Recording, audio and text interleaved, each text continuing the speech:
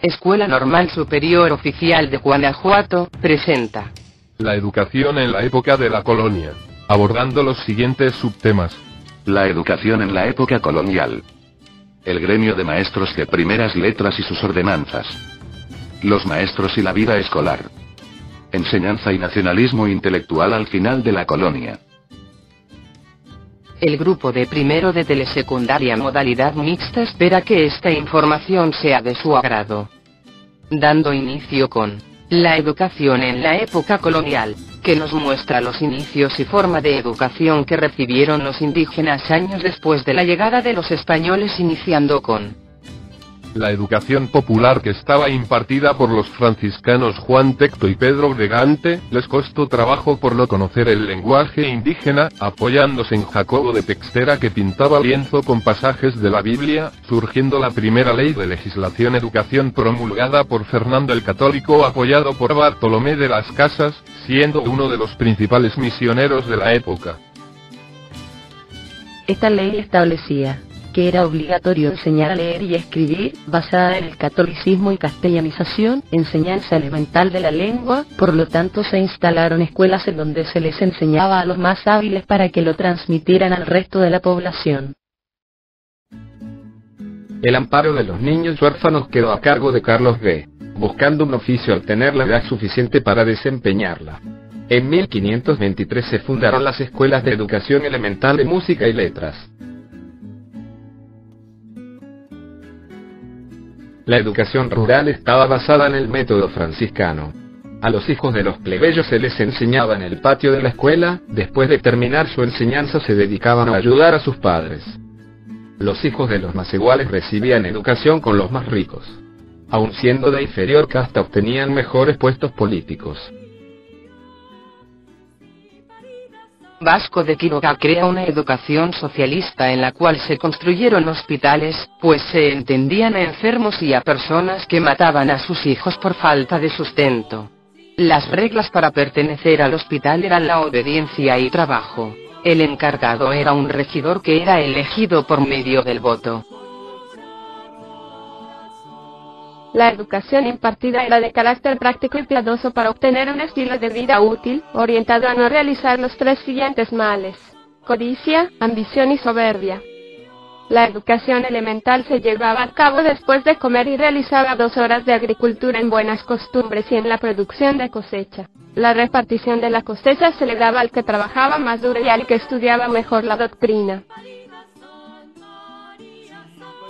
La educación de las niñas se basaba en oficios mujeriles, los cuales era de trabajo para beneficio del hospital con la creación de telas, lana, seda y lino. La educación para mujeres abandonadas era asistir al cuidado de la Señora de la Caridad, en la cual se les enseñaba religión y artes mujeriles. Por lo tanto surgió el colegio de niñas, donde se practicaba artes domésticas y se instruía en la dogmática religiosa.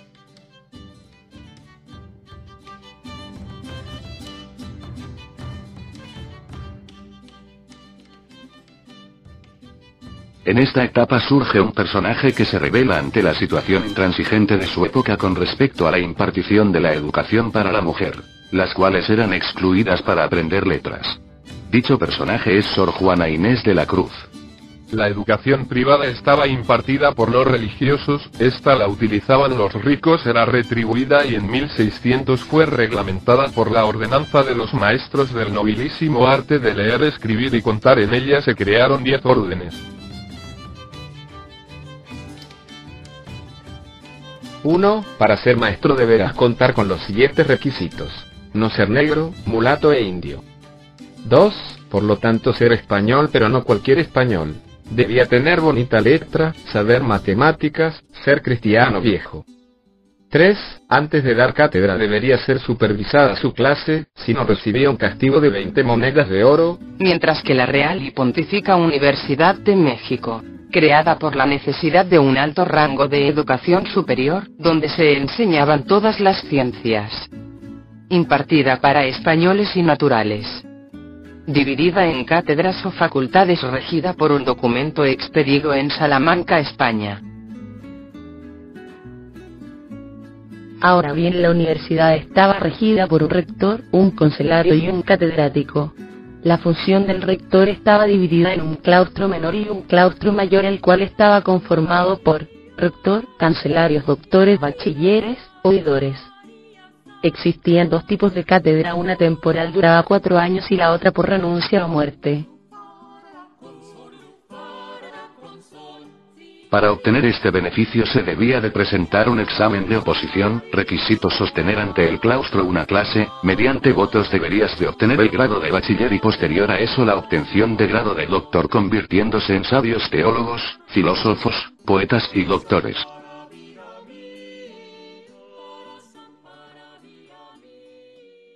A continuación abordaremos el subtema, el gremio de maestros de primeras letras y sus ordenanzas, formulando algunas preguntas que nos ayudarán para una mejor comprensión. Número 1. ¿Cuál fue la finalidad de formar el gremio de maestros de primeras letras? Proteger a sus miembros de la competencia. Lograr beneficios para el grupo. Obtener privilegios y defender sus intereses. Mantener un monopolio entre razas. Protección legal. Número 2. ¿Cómo protegieron sus privilegios los agremiados? Respuesta. Cumpliendo con los siguientes requisitos. Por medio de las ordenanzas, preparación. También estipulaban la organización jerárquica interna de los miembros, aprendices, oficiales y maestros. Reglamentaban la elección anual de las autoridades del gremio, veedores. Limitaban el número de maestros, solo otorgaban títulos de maestros cuando había una vacante, por fallecimiento de algún maestro agremiado, o por abandono de oficio. Pregunta número 3. ¿Por qué se preocuparon en defender sus intereses? Respuesta. Por sus ideales, para mantener un monopolio para su raza y porque arriesgarían la educación moral y religiosa de los niños. Penúltima cuestión. ¿Las ordenanzas del gremio obstruyeron la difusión de la instrucción elemental, o simplemente en esta época la expansión de la educación no era motivo de preocupación? Respuesta. La creación de las escuelas gratuitas sí fue una preocupación debido a que solo enseñaban la doctrina religiosa y cuando mucho a leer. Mientras la educación elemental, leer, escribir, sumar y restar, las ordenanzas del gremio obstruyeron la difusión de la instrucción elemental, ya que al no tener las escuelas gratuitas había padres que no tenían con qué pagar los estudios de sus hijos. Obligaban a llenar requisitos técnicos en la manufactura de los productos. Estaba encaminada al oficio y comercio. Pregunta número 5 para finalizar el subtema, el gremio de maestros de primeras letras y sus ordenanzas. Y es la siguiente. ¿Cuáles fueron las diferencias más notables que el gremio tuvo con el ayuntamiento y con los maestros de escuelas gratuitas? Los preceptores, temiendo ser perjudicados por estas instituciones gratuitas, protestaron al gobierno pocos meses después de que empezaron a funcionar. Argumentaron que las escuelas pías o religiosas no resolverían el problema verdadero, que era la falta de interés de parte de los padres para educar a sus hijos. Además, el uso de religiosos y maestros no examinados quitaría de la Real Hacienda el ingreso de la media innata, es decir, la calidad. Como tercer subtema hablaremos ahora de los maestros y la vida escolar. En la época colonial, cuando los docentes explicaban a las autoridades la importancia del magisterio, usaban una terminología elevada e idealizada. De igual forma consideraban una abnegada actuación en su pequeño mundo de escuela. Se consideraba que los niños no respondían a los esfuerzos de los preceptores, los maestros se quejaban de falta de un ingreso adecuado, así como de reconocimiento por parte del gobierno, y falta de respeto de parte de los niños y sus padres. En la época se consideraron a los preceptores parte de una profesión de menos estatus social que hubieran querido los maestros. Se decía que no recibían crédito cuando los alumnos demostraban adelantos. En cuestión de la vida escolar, la mayoría de los varones en escuelas eran de familias de escasos recursos. 2/3 partes de los alumnos de escuelas primarias estaban inscritos en escuelas gratuitas. Al terminar las primeras letras, niños acomodados y becados entraban a colegios mayores o seminarios para estudiar gramática latina, después cursos de humanidades y filosofía, que eran el bachillerato. Las profesiones industriosas, destino de los egresados de primaria. Los edificios escolares tenían estas características. Se utilizan casa, cuartos, conventos y capillas existentes y las adaptaban a necesidades pedagógicas. Los frailes instalaron sus clases en cuartos grandes. Daban a puerta falsa del convento. La amiga era la persona que apoyaba a los niños que deseaban aprender a leer, y ella los enseñaba a pronunciar a través del deletreo. También los instruía en el catecismo y doctrina religiosa. Un día común en la escuela. Empezaban a llegar a las 8 de la mañana. Antes de entrar se formaban en línea para inspección de limpieza. En conventos y escuelas surgió la necesidad de dar alimento dentro de estas. Las enfermedades periódicamente atacaban la ciudad. Viruela y sarampión, causando ausencias escolares. La escuela tenía 2 cuartos, uno para leer y otro para escribir. El preceptor dirigía el deletreo de letras del alfabeto, impreso en carteles grandes, colgados en la parte de enfrente del salón. El cuarto subtema tiene por nombre Enseñanza y Nacionalismo Intelectual al final de la colonia.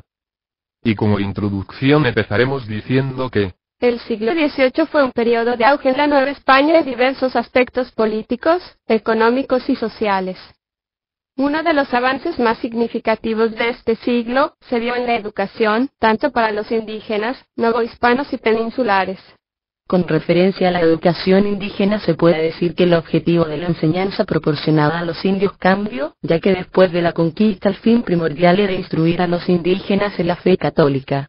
Esta instrucción se impartía en su idioma y por los frailes criollos. A mediados de siglo, se promovió el establecimiento de las escuelas de castellano para hacer más precisa la enseñanza de la doctrina cristina. Esto no fue bien recibido ni por los indios ni por las órdenes religiosas.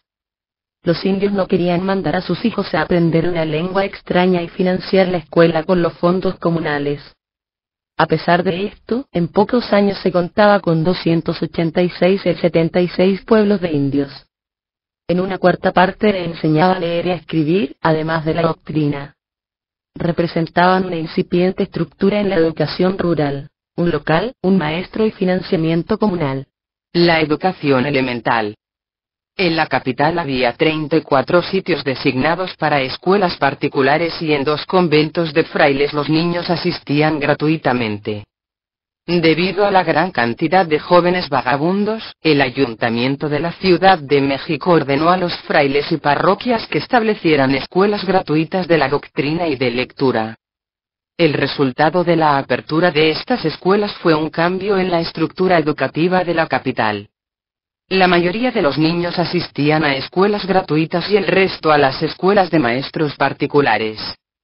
El ejemplo de la capital fue fundamental para que ciudades como Oaxaca, Guadalajara y Puebla abrieran en sus conventos este tipo de escuelas. Las primeras letras. Durante el siglo XVI en las ciudades novohispanas, preceptores y particulares enseñaron a leer, escribir, contar y la doctrina cristiana. Las primeras letras consistían en la enseñanza del castellano y las operaciones básicas de la aritmética. La enseñanza de las niñas era sumamente rudimentaria. La doctrina cristiana, labores de costura y a veces la lectura. Raramente se les enseñaba la escritura. En la Ciudad de México la mayoría de las escuelas o amigas, como se llamaban las escuelas particulares de niñas, eran de mujeres laicas. En 1802 había 62 amigas particulares, y 3 gratuitas, indias y vizcaínas, y 60 alumnas en la escuela municipal. La creación de nuevas instituciones y sus finalidades. En las últimas décadas del siglo XVIII, el rey Carlos III promovió la fundación de 4 instituciones en las cuales se enseñarían las técnicas y métodos más modernos que se usaban en aquella época en Europa. La Escuela de Cirugía. El administrador del Hospital Real de Indios propuso al virrey que se practicaran disecciones del cuerpo humano como se hacían en el Hospital Real de Madrid. El rey revisó el proyecto y ordenó establecer una academia de anatomía, usando a 2 peninsulares, uno como cirujano y otro como director. La Academia de Bellas Artes. En un principio se tenían profesores mexicanos, pero poco después llegaron 4 profesores españoles para sustituirlos. A pesar de esta queja, los artistas mexicanos fueron despedidos ya que se consideraba que los artistas novohispanos no tenían la suficiente educación y talento para enseñar. Colegio de Minería. La elección del director debía ser por los mismos mineros, debía tener experiencia práctica en la minería novohispana. El Uyar y técnicos alemanes realizaron una visita a las minas para introducir la técnica del Barón de Borne para la amalgamación de la plata. El grupo de primero de telesecundaria modalidad mixta generación 2012-2018 agradece su atención, esperamos que este video haya sido de su agrado.